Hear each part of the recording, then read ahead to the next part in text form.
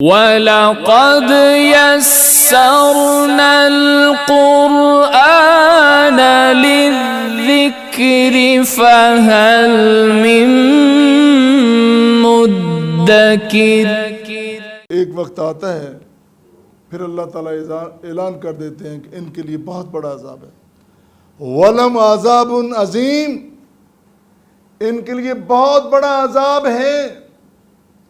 انہوں نے انتہا کر دی، کفر کی، انکار کی، نفاق کی انتہا کر دی، الحاد کی۔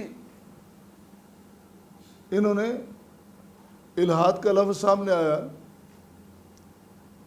آج کل بڑا یہ رواج پڑ گیا، ہر بندہ ہی بڑا دانشور بنا ہوا ہے اور سمجھتے ہیں کہ ہم جب تک سوالات نہ اٹھائیں مولوی پر، دین پر، تو ہماری طبیعت نہیں کھلتی۔ تو ان کو الحاد کے معنی کا نہیں پتہ ہے۔ الحاد کا بنیادی عربی کے پروفیسر ماشاءاللہ بیٹھے ہیں، ماہرین لغہ عربیہ۔ الحاد کا معنی اترنا، اور اس سے لفظ ہے لحد، قبر جو ہے، تو لحد میں یہ اتر رہے ہیں، یہ سمجھ رہے ہیں بڑے سوالات اٹھا کے بڑی دانشوری پیدا کر رہے ہیں۔ تم اپنی دانش کا جو ستیہ ناش کر رہے، تم جہالت کی قبر میں اتر رہے ہو۔ یہ ہے ان کا اصل۔ اب بھائی سمجھو کس طرف جا رہے ہو۔ تمہیں ساری دنیا نظر آتی ہے، اللہ کا قرآن نظر نہیں آتا، پیارے پیغمبر کا فرمان تمہیں نظر نہیں آتا، نبی صادق و مصدوق و امین تمہیں نظر نہیں آتا، آپ کا کردار تمہیں سامنے نظر نہیں آتا۔ اور فرمایا یہ جو عذاب ہے نا، ہم ان کو بلا وجہ نہیں دے رہے، بما کسبت ایدیہم، ان کے اپنے ہاتھوں کی کمائی ہے، اور اللہ تعالیٰ کے ایک دستور اصول ہے، لا یکلف اللہ نفسا الا وسعہا۔ اللہ تعالیٰ کسی انسان پر، کسی نفس پر اس کی حیثیت سے زیادہ بوجھ نہیں ڈالتے۔ اس کا نظام ہی یہ نہیں ہے، اس کی سنت ہی یہ نہیں ہے۔ اور تم نے یہ بات کبھی دیکھی نہیں، اور تم خیال کرو، وما جعل علیکم فی الدین حرج، اللہ تعالیٰ نے دین میں کوئی تنگی پیدا نہیں کی ہے، اور دین تو ویسے ہی بڑا آسان ہے۔ دین بڑا آسان ہے، دین میں تنگی کوئی نہیں۔ اور پھر اگر کوئی تھی بھی تو پیارے پیغمبر علیہ الصلوۃ والسلام کی رحیمی روفی کی وجہ سے وہ ختم ہو گئی۔ کس طرح؟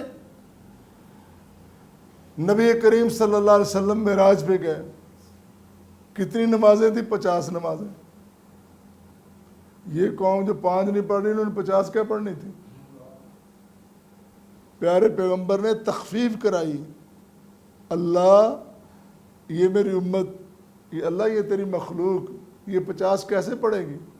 اللہ تخفیف کر دے، 10 کم کر دے۔ پھر گزارش کی، پھر 10 کم کر دے، پھر گزارش کی۔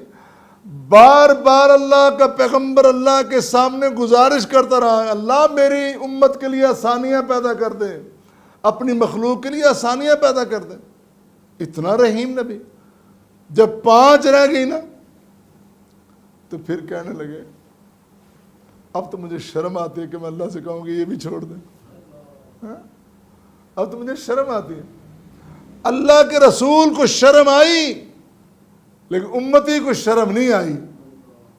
امتی نے ساری شرم اتار کے رکھ دی، کہتا بس میں ایسا پکا عاشق ہوں کہ مجھے نہ نماز کی ضرورت ہے، نہ زکوٰۃ کی ضرورت ہے، میں ایویں بس وہاں پہنچ جاؤں گا۔ اور پھر بار بار کہتا ہے کہ مجھے مدینے بلا لے۔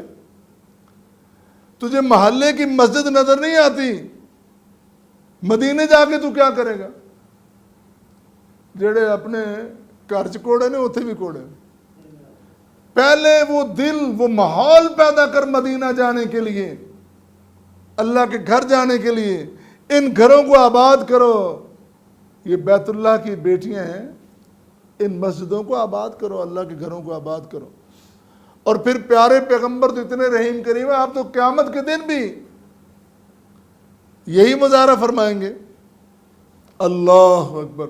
ہر بندہ کہے گا رب نفسی، نبی بھی یہ کہیں گے، اور حدیث میں آتا ہے کہ کوئی نبی اتنی ہمت نہیں کرے گا اللہ کے سامنے جا کے سفارش کرے کسی کی۔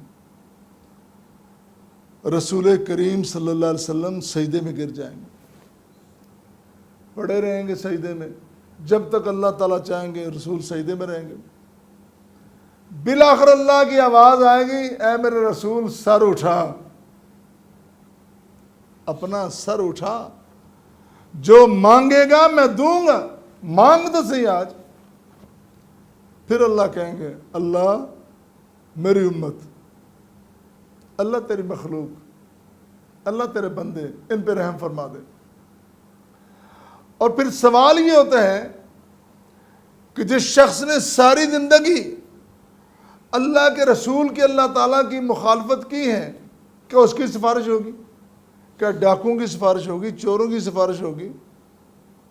کیا دن رات دین کی مخالفت کرنے؟ بھائی ان کی سفارش ہوگی جن سے تھوڑی بہت غلطیاں ہو گئیں، ہیں وہ مسلمان مومن، لیکن کچھ چھوٹی موٹی غلطیاں کر بیٹھے اور وہ ان غلطیوں کی وجہ سے شرمندہ ہیں، تو اللہ کے پیغمبر کریم صلی اللہ علیہ وسلم ان چھوٹی موٹی غلطیوں کی سفارش کریں گے۔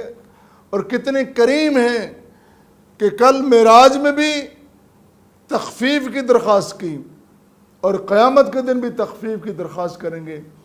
اتنے پیارے رحیم کریم پیغمبر کو چھوڑ کر تم کیا کر رہے ہو؟ اور یہ جتنی سزا ہم نے دینی ہے نا تمہاری حرکتوں کی وجہ سے، بما کسبت ایدیکم، اور یہ ہمارا عذاب، ولہم عذاب عظیم، ان کے لیے ہے جنہوں نے یہ کمائی کی ہے۔